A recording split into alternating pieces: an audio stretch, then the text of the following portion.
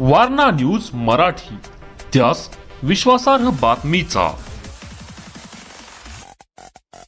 देवाळे तालुका पन्हाळा येथील विद्यामंदिर शाळेचा वार्षिक सांस्कृतिक कार्यक्रम मोठ्या उत्साहात व आनंदी वातावरणात पार पडला।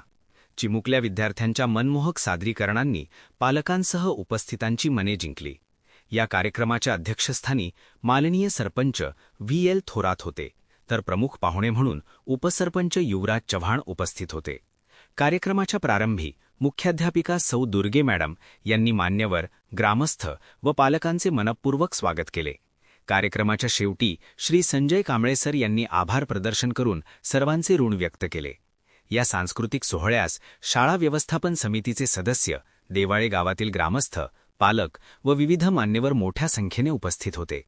अंगणवाडी ते इयत्ता 4थी पर्यंतच्या विद्यार्थ्यांनी नृत्य, गीते, देशभक्तीपर सादरीकरणे, नाटिका व विविध सांस्कृतिक कला सादर करून उपस्थितांना मंत्रमुग्ध केले।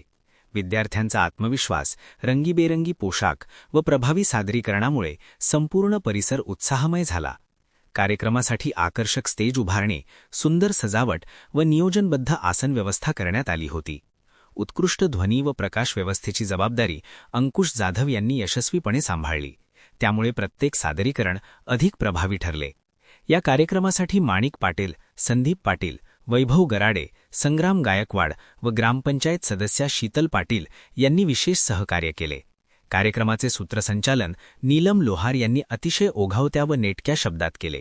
विद्यार्थ्यांच्या नृत्य सादरीकरणासाठी अंजली खोमणे, सलोनी थोरात व योगिता साळोखे यांनी कोरिओग्राफी मार्गदर्शन केले, ज्यामुळे प्रत्येक सादरीकरणात ताल, लय व आकर्षकता दिसून आली।